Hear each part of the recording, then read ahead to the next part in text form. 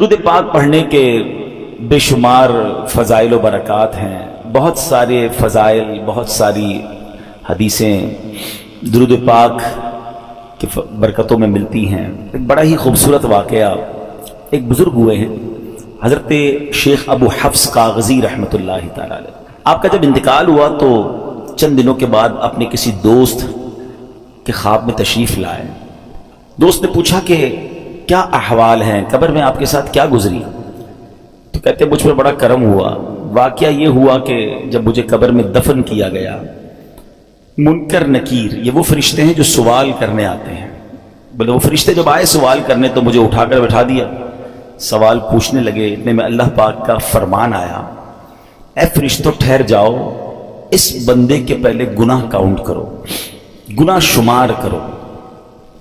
کہتے میں تو ڈر گیا کہ اتنے گناہ، میرے گناہ جب کاؤنٹ ہونا شروع ہوئے تو ڈھیر لگ گئے گناہوں کے۔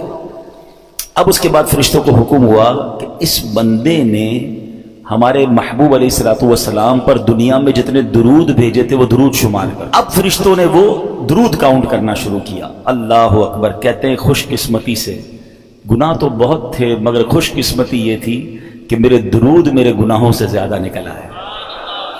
فرشتوں کو حکم ہوا حسبکم یا ملائکتی، اے فرشتوں اب اتنا ہی حساب کافی ہے، اذهبوا به الى جنتی، اس بندے کو میری جنت میں لے جاؤ، یعنی اس کی قبر کو جنت کا باغ بنا دو۔ سبحان اللہ سبحان اللہ۔ اے میرے پیارے اسلامی بھائیو، گناہ بے حد ہیں، بہت زیادہ ہیں، مگر درود کی کثرت تو کر لینا، توبہ کرتے رہیں، درود پڑھتے رہیں۔ اور درود واقعی ایسا وظیفہ ہے جو ایکچولی گناہوں کو مٹانے والا وظیفہ ہے۔ ایک حدیث پاک ہے، حدیث سنیے تاکہ آپ کو یہ ریئلائز ہو جائے کہ ہم جیسے گناہگار بندوں پر مہربانی کتنی بڑی کی گئی ہے۔ یہ درود ہمیں عطا کر کر نا ہم پر احسان کتنا بڑا کیا گیا ہے۔ قال رسول اللہ صلی اللہ علیہ وسلم، حدیث پاک سنیے گا، اور نسائی شریف کی حدیث ہے، من صلی علیہ صلاۃ واحدۃ صلی اللہ علیہ عشرہ، جس نے مجھ پر ایک بار درود پاک پڑھا اللہ پاک اس پر 10 رحمتیں نازل فرماتا ہے۔ وحطت عنہ 10 خطیئات، اور فرمایا اور 10 گناہ مٹاتا ہے۔ درود پڑھ رہے ہیں، ہر درود پر 10 گناہ بھی کم ہو رہے ہیں۔ پھر فرمایا وَرُفِعَتْ لَهُ 10 درجات، آقا فرماتے ہیں اور 10 درجات بلند فرماتا۔ ایک گریڈ دنیا میں بڑھانے کے لیے نا بندہ کدھر کدھر فائل لے کے گھوم رہا ہوتا ہے، سر 17 گریڈ سے 18 کرا دیں، 18 سے 19 کرا دیں، کسی طرح 20 گریڈ لگ جائیں، 21 22 کے بعد تو سنا گریڈ بھی ختم ہو جاتے ہیں۔ اسی گریڈ کے چکر میں لوگوں کی دنیا گزر گئی۔ ہر درود پر میرے آقا فرما رہے ہیں 10 درجے بلند ہو رہے ہیں۔ کیوں نہیں پڑھتے درود پاک؟ روز درجے بلند کریں، 10 گناہ معاف ہو رہے ہیں۔ تو سبحان اللہ، وہ ہے نا اعمال نہ دیکھے یہ دیکھا، محبوب کے کوچے کا ہے گدا۔ فرشتوں نے کیا کیا؟ اعمال نہ دیکھے یہ دیکھا، محبوب کے کوچے کا ہے گدا، مولا نے مجھے یوں بخش دیا۔ سبحان اللہ سبحان اللہ۔ تو انشاءاللہ غلامی مصطفیٰ کا اگر دامن ہاتھ میں تھاما ہوگا نا، سرکار علیہ الصلوۃ والسلام کی غلامی ہوگی، درود پاک کی کثرت ہوگی، تو انشاءاللہ خیر ہو جانی ہے۔ اور اللہ کی رحمت ویسے ہی بہت بڑی ہے۔ وہ غالباً مولانا حسن رضا خان صاحب کا شعر ہے نا، تیری رحمتوں سے کم ہے میرے جرم اس سے زائد، نہ مجھے حساب آئے نہ مجھے شمار آئے۔ کیا خوبصورت کاؤنٹنگ پیش کی ہے۔ مولا مجھے اور کوئی حساب نہیں آتا، مجھے یہ نہیں پتا میرے جرم کتنے ہیں، مجھے ایک حساب آتا ہے کہ تیری رحمتوں سے کم ہے۔ مجھے یہ پتا ہے بہت زیادہ ہے، میں مانتا ہوں بڑی خطائیں ہیں، بڑے جرم ہیں، مگر ایک حساب ضرور آتا ہے مجھے کہ جتنے بھی گناہ ہیں تیری رحمتوں سے کم ہیں، میرے جرم اس سے زائد نہ مجھے حساب آئے نہ مجھے شمار آئے۔ مولا اور کوئی کاؤنٹنگ نہیں آتی مجھے، ایک کاؤنٹنگ پتا ہے کہ جتنا تو بڑا رحیم ہے نا، تیری رحمت جتنی بڑی ہے اس کے مقابلے میں میرے گناہ کچھ نہیں۔ اسی کریم سے بھروسہ ہے، اسی رحمان سے بھروسہ ہے۔ بس درود پاک کی کثرت کیجئے، اللہ سے سچی محبت کیجئے، توبہ کیجئے۔ وہ بڑا کریم ہے، وہ رحمان ہے، جو وہ کروڑوں کو بخش رہا ہے تو مجھ جیسے گناہگار کو بخشنا اس کی رحمت کے لیے کیا مشکل ہے۔ اللہ ہم سب کی بخشش فرمائے۔ نیت کر لیں کہ بس انشاءاللہ آج کے بعد درود پاک کی کثرت کریں گے انشاءاللہ۔ آئیے مل کر محبت کے ساتھ باآواز بلند درود پاک پڑھ لیں۔ صلو علی الحبیب صلی اللہ تعالی علی محمد صلی اللہ علیہ وسلم۔ حضرت وہب بن منبہ رحمۃ اللہ تعالی علیہ بہت بڑے بزرگ ہیں، یہ تابعی بزرگ ہیں۔ آج یہ بھی سمجھ لے تابعی کس کو کہتے ہیں، صحابی کس کو کہتے ہیں، پہلے یہ ڈیفینیشن سمجھ لے۔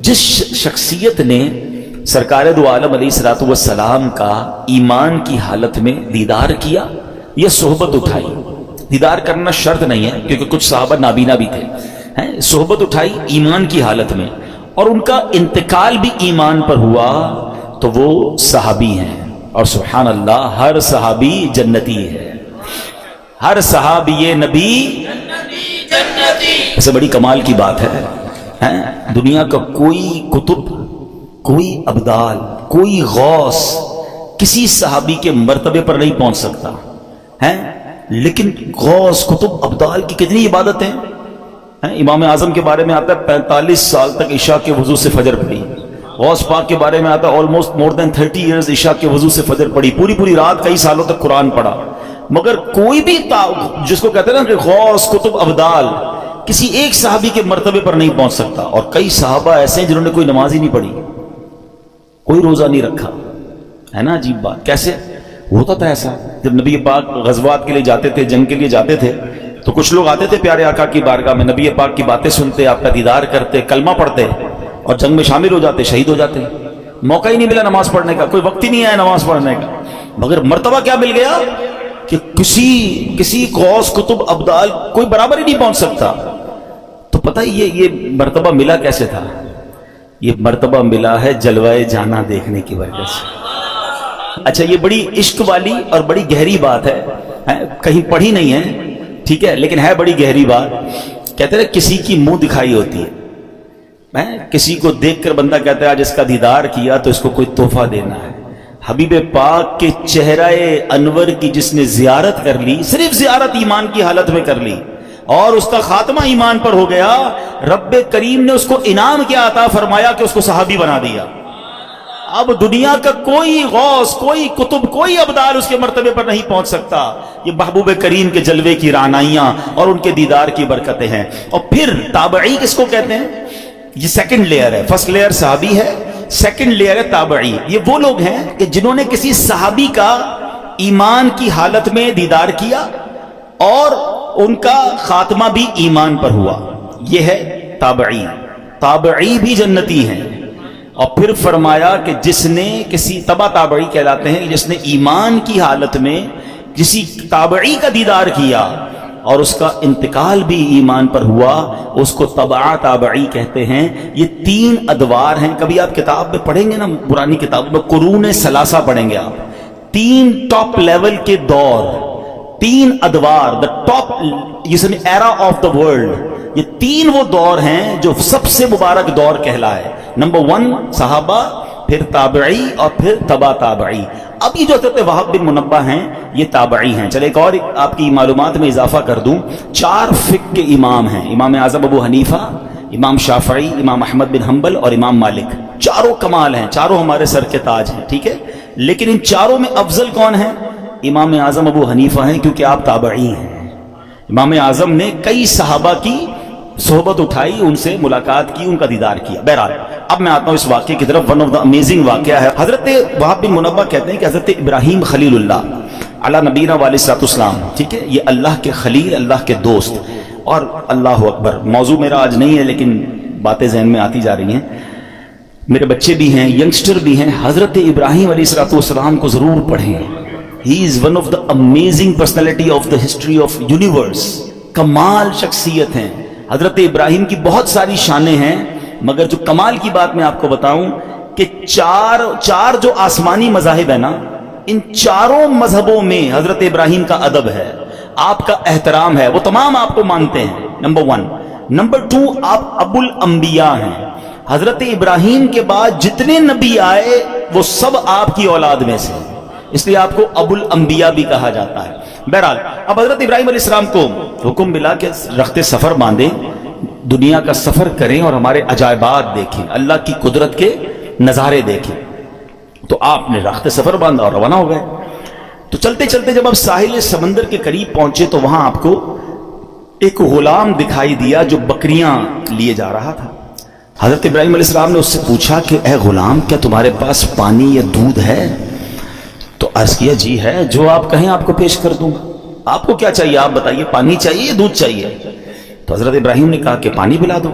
اس نے اپنا ڈنڈا اٹھایا اور قریبی چٹان کے پاس گیا، وہاں رک کر کچھ بولا، چٹان پر اس نے اپنا عصا مارا تو چٹان سے پانی کا چشمہ جاری ہو گیا۔ حضرت ابراہیم کو اس نے پانی بھر کے پانی پلا دیا۔ اچھا، حضرت ابراہیم نے بھی اپنا تعارف نہیں کرایا تھا کہ آپ کون ہیں، آپ نے پانی پیا اور حیرت سے غلام کو دیکھنے لگے۔ تو اس نے غلام نے دیکھا کہ بڑے حیران ہو رہے تھے۔ کہا آپ کو حیرانی کیوں ہو رہی ہے؟ تو کہا حیرانی نہیں ہوگی، تم نے جا کے لکڑی ماری، ڈنڈے ماری اور پتھر سے پانی نکل آیا۔ تو کہا میں آپ کو راز بتاؤں؟ تو کہا بتاؤ۔ کہ مجھے پتا چلا ہے کہ اللہ کے ایک نبی ہیں اور اللہ پاک نے انہیں اپنا خلیل بنایا ہے، اور میں خلیل اللہ کے وسیلے سے جو بھی مانگتا ہوں نا اللہ مجھے عطا فرما دیتا ہے۔ میں بھی اس چٹان پر گیا تھا، میں نے اسی خلیل اللہ کا نام لیا تو پانی کا چشمہ آ گیا۔ حضرت ابراہیم نے کہا کہ میں ہی وہ خلیل اللہ ہوں جسے اللہ پاک نے خلیل بنایا۔ اللہ اکبر! یہ سن کر تو غلام کی خوشی کی انتہا نہیں رہی کہ میں تو روز جس کے وسیلے سے کام کر رہا ہوں وہ آج میرے سامنے آ گئے۔ وہ کہتے نا، وہ آئے ہمارے گھر خدا کی قدرت ہے، کبھی ہم ان کو کبھی اپنے گھر کو دیکھتے ہیں۔ دل ہی دل میں اپنی قسمت پر فخر کر رہا تھا، کہتے واقعی سچ بتا دیں آپ ہی خلیل اللہ ہیں۔ حضرت ابراہیم فرماتے ہیں ہاں میں ہی خلیل اللہ ہوں۔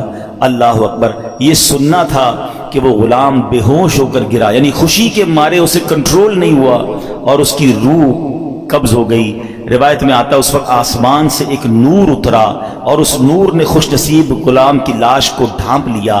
جب وہ نور چھٹا تو پتہ نہیں چلا وہ لاش کہاں گئی، وہ نور سے اٹھا لیا گیا یا زمین میں دفن کر دیا گیا۔ یہ ایک واقعہ آپ کے ساتھ ہوا۔ آپ اور آگے بڑھے، ایک پہاڑ پر پہنچے، وہاں ایک گھر تھا، اس کے 2 دروازے تھے۔ آپ علیہ السلام اندر داخل ہوئے، اندر ایک تخت تھا، اس کے اوپر کسی کی لاش رکھی ہوئی تھی اور اس کے اوپر 70 خوبصورت حلے، خوبصورت لباس ڈالے ہوئے تھے، اور سر کے پاس ایک تختی رکھی ہوئی تھی، لاش، اس کے اوپر 70 قسم کے ڈریسز اور ایک تختی تھی۔ تو حضرت ابراہیم علیہ السلام نے جب اس تختی کو پڑھا تو اس پر پتہ ہے کیا لکھا تھا؟ میں شداد بن عاد ہوں، میں 1000 سال زندہ رہا، میں نے 1000 لشکروں کو شکست دی، میں نے ہی شہر ارم بنایا، مگر افسوس جب میری موت کا وقت قریب آیا تو میری ساری تدبیریں رد ہو گئیں۔ میں نے دنیا بھر سے ڈاکٹروں کو جمع کیا، کوئی بھی میری موت کو ٹال نہ سکا۔ بس جس نے بھی مجھے دیکھا اب اسے دنیا کے دھوکے میں نہیں آنا چاہیے۔ اے لوگو، خود پر دنیا کے دروازے تنگ رکھو، تم اتنی بادشاہت کے مالک نہیں ہو جیسی بادشاہت کا مالک میں تھا۔ تم اتنا عرصہ زندہ نہیں رہے، نہ رہو گے جتنا عرصہ میں زندہ رہا۔ تم اتنا جمع نہیں کر سکو گے جتنا میں نے جمع کیا۔ ہاں ہاں سن لو، دنیا دھوکے باز ہے، قاتل ہے، اپنے طلبگار کے ساتھ کھیل کھیلتی رہتی ہے۔ یہ عجوبہ دیکھ کر حضرت ابراہیم علیہ السلام واپس تشریف لے آئے۔ شاعر کہتے ہیں نا، بے وفا دنیا پہ مت کر اعتبار، تو اچانک موت کا ہوگا شکار، موت آ کر ہی رہے گی یاد رکھ، جان جا کر ہی رہے گی یاد رکھ، گر جہاں میں 100 برس تو جی بھی لے، قبر میں تنہا قیامت تک رہے، جب فرشتہ موت کا چھا جائے گا، پھر بچا تجھ کو نہ کوئی پائے گا۔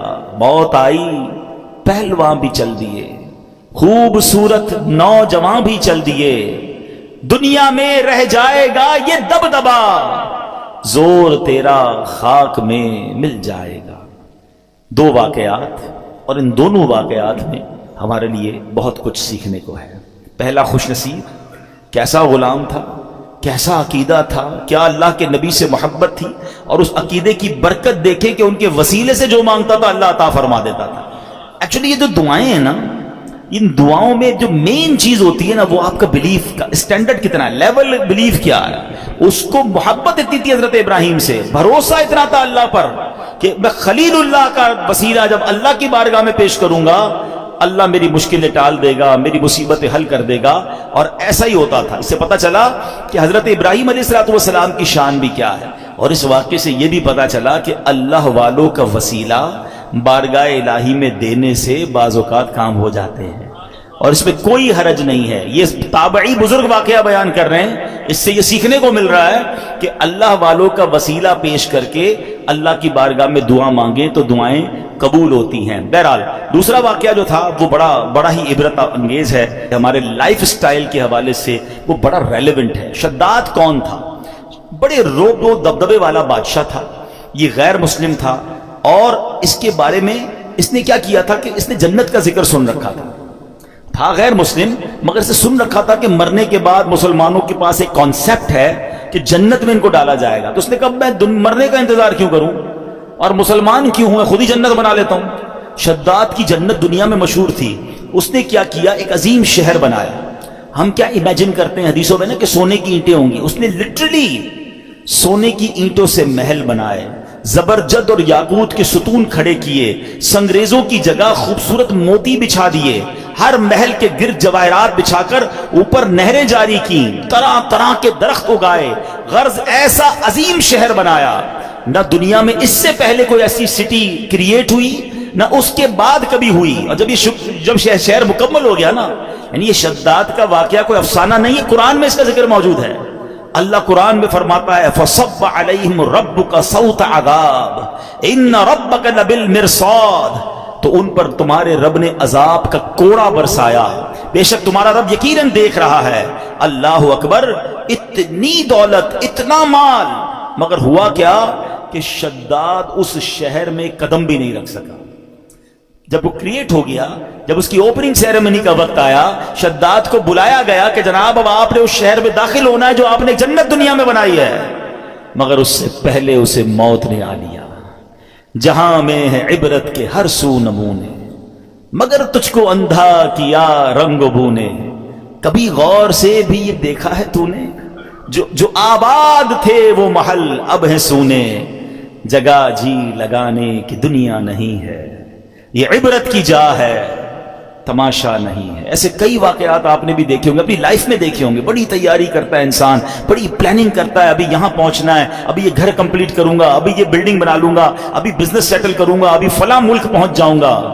اور اچانک اس کی زندگی کا وقت پورا ہو جاتا ہے. آپ کو پتا ہے شب برات جو رات ہے، وہ رات کون سی رات ہے کہ اس رات فیصلے ہونے ہیں. اس رات یہ لکھا جانا ہے. جی ہاں، روایتوں میں مضمون ملتا ہے کہ یہ وہ رات ہے کہ جس رات یہ ڈیسیشن لیا جائے گا کہ اگلے سال کس نے مرنا ہے. یہ وہ رات ہے جس رات فیہا یفرق کل امر حکیم. قرآن کہتا ہے اس رات میں ہر حکمت والا کام بانٹ دیا جاتا ہے.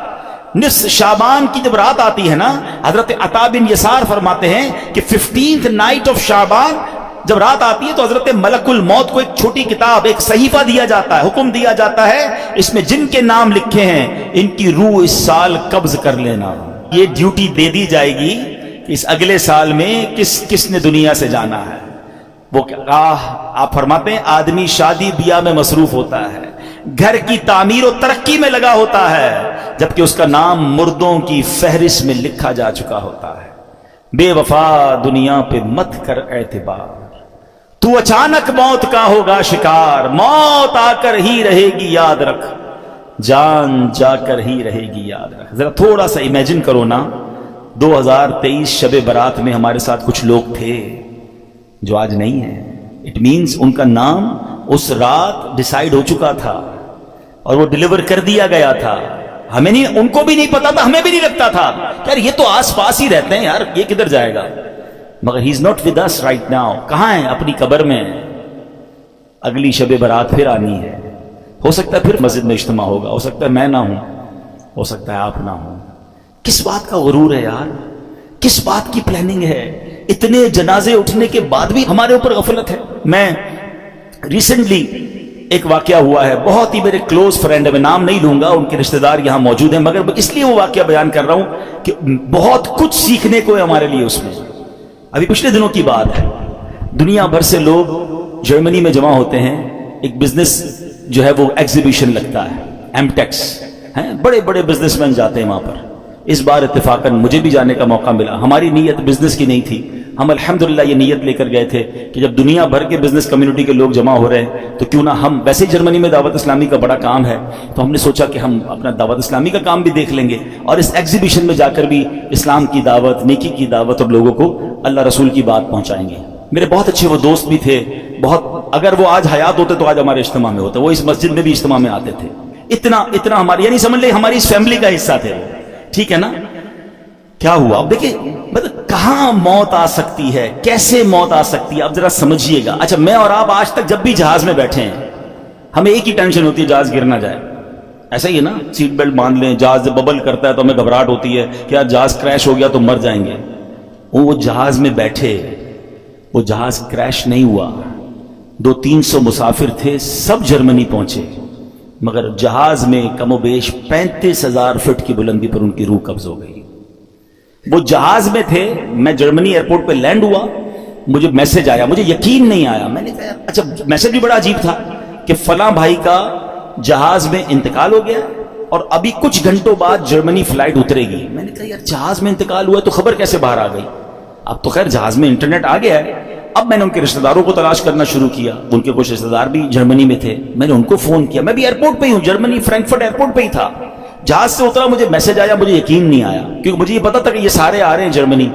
ان کے رشتہ دار کو کال کیا، وہ کہتے ہیں ہمارے پاس بھی خبر آئی ہے اور جہاز سے ہی آئی ہے، لیکن ہم خود بھی شش و پنج میں کہ واقعی ایسا ہو گیا۔ تو میں نے کہا جہاز سے کیسے آ گئی؟ کہا ان کے کچھ دوست ساتھ تھے، انٹرنیٹ انہیں ملا، انہوں نے فوراً میسج کیا، اور اچھا اب فلائٹ کب لینڈ ہوگی؟ تو کہا فلائٹ ابھی 5 گھنٹے باقی ہیں یا 4 گھنٹے باقی ہیں۔ میں بھی انتظار کرتا رہا، بار بار ہم فون پہ رابطے میں رہے، اور جیسے ہی جہاز لینڈ ہوا تو یہ خبر پکی تھی کہ دبئی سے جب جہاز اڑا کچھ گھنٹوں، 1 یا 2 گھنٹے بعد ان کی طبیعت بگڑی، جہاز میں جو بھی فرسٹ ایڈ دیا جا سکتا تھا دینے کی کوشش کی گئی، مگر ان کا وقت پورا ہو گیا۔ نماز پڑھ کر دبئی ایئرپورٹ پہ بتایا، انہوں نے وضو کیا، اسلامی اپنے دوستوں کو کہا چلو یار نماز پڑھ لیں، انہوں نے نماز پڑھی، ماشاءاللہ نیک آدمی تھے، نمازی آدمی تھے، ہماری محفل و اجتماعات میں آتے تھے، اور جہاز کے اندر ان کا انتقال ہوا۔ اللہ پاک ان کی مغفرت فرمائے، ان کے درجات بلند فرمائے، جنت الفردوس میں اعلیٰ مقام عطا فرمائے۔ بہرحال الحمدللہ وہاں دعوت اسلامی کا نیٹ ورک تھا، وہاں پر ان کو ماشاءاللہ غسل بھی سنت کے مطابق دیا گیا، اللہ کی رحمت سے نگران شورا وہاں موجود تھے، انہوں نے جنازہ پڑھایا، دنیا بھر کے بزنس کمیونٹی کے لوگوں نے جنازے میں شرکت، دعوت اسلامی کا مرکز فرینکفرٹ فیضان مدینہ میں، یہ سب ہوا۔ مطلب یوں دیکھا جائے تو آخری جو فیونرل تھا یا آخری جو ان کے جو رسمیں تھی وہ تو بہترین ہو گئی، لیکن ہم سب کو وہ ایک پیغام دے کر گئے، جگہ جی لگانے کی دنیا نہیں ہے، یہ عبرت کی جا ہے تماشا نہیں۔ اب بھی اگر مجھے اور آپ کو احساس نہیں ہوگا کہ میں کبھی بھی مر سکتا ہوں، یعنی پلان اتنے سارے کرنے والا کیوں نہیں سوچتا آگاہ اپنی موت سے کوئی بشر نہیں، سامان 100 برس کا ہے، پل کی خبر۔ آپ میں سے بہت سارے لوگ قبرستان گئے ہوں گے، جانا چاہیے، شب برات سنت ہے قبرستان، رشتہ داروں کی قبریں ہوتی ہیں، مرحومین کی قبریں ہیں، جانا چاہیے، فاتحہ پڑھنی چاہیے، لیکن 2 باتیں قبرستان کے حوالے سے بھی عرض کر دوں۔ قبرستان جب بھی جائیں، اگر آپ کی کسی ریلیٹیو کی قبر ہے اور وہ قبر ایسی جگہ پر ہے کہ جہاں آپ کو کئی قبریں پھلانگ کر پیر رکھ کے وہاں جانا پڑے گا تو پھر نہ جائیں، کیونکہ قبر پر پیر رکھنا ناجائز ہے، بلکہ ایسے راستے پر چلنا جس کے بارے میں یہ گمان ہو کہ یہاں پہلے قبریں تھیں اب راستہ بنایا گیا، وہاں بھی چلنا حرام ہے، تو نہ جائیں، ٹھیک ہے؟ آپ باہر ہو کے فاتحہ پڑھ لیں، انشاءاللہ آپ کی حاضری ہو جائے گی۔ السلام علیکم یا اہل القبور یغفر اللہ لنا ولکم وانتم